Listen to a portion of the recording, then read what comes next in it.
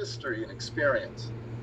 And so when we think about all of those rich experiences that our dear sister Baker had, and many of you shared those experiences, you can attest to the fact that how much better it was for her that she lived a life full of meaning. And so, of course, Jehovah certainly appreciated the fact that she did that she lived a life of meaning. Now, of course, all of us are connected today through this means, this video conferencing link. And of course, we would wish that we had another way to connect. We actually wish that we wouldn't have to connect at all to have a memorial talk, because that's not something that Jehovah ever intended for us to die. And we'll consider that a little later on. But right now, we know that grief is a normal reaction to the loss of a loved one. In fact, Jesus himself not only felt sympathy for those who lost loved ones, but he also felt grief. If you will, open up your Bibles to John chapter 11. And let's take a look at a few verses there in John chapter 11. And no doubt you know the account. This is the account of his friend Lazarus falling asleep in death. We're going to pick up our reading in verse number 23.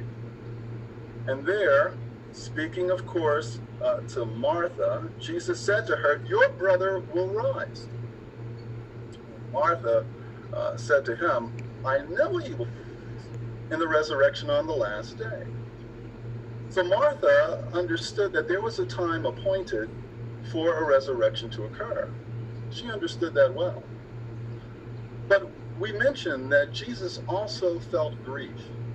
Now we know that he had the ability, and the account goes on to tell us exactly what he was able to do to remedy that situation then. If you go down to verse number 25, notice what he did.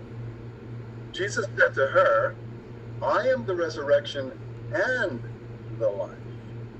The one who exercises faith in me, even though he dies, will come to life. And everyone who is living and exercises faith in me will never die at all. Do you believe this?" Well, her response, of course, she understood and she believed it.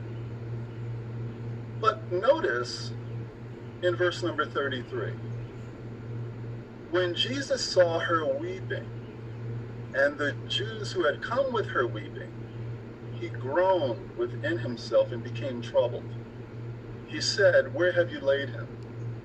They said to him, "Lord, come and see." And notice this. Jesus gave way to tears. Jesus felt grief. Even though he had the ability given to him by his Father to resurrect Lazarus, he still experienced grief. Now you and I, we don't have that ability to resurrect anyone or to change anything as it relates to the death process or the dying process. So of course we grieve too, don't we? However, Jesus was not the only one who felt a certain way about Lazarus, or we could say who felt grief. In fact, Jehovah himself has tender feelings for those who have been lost in death. How can we prove this? If you will, look at the Bible book of Psalms.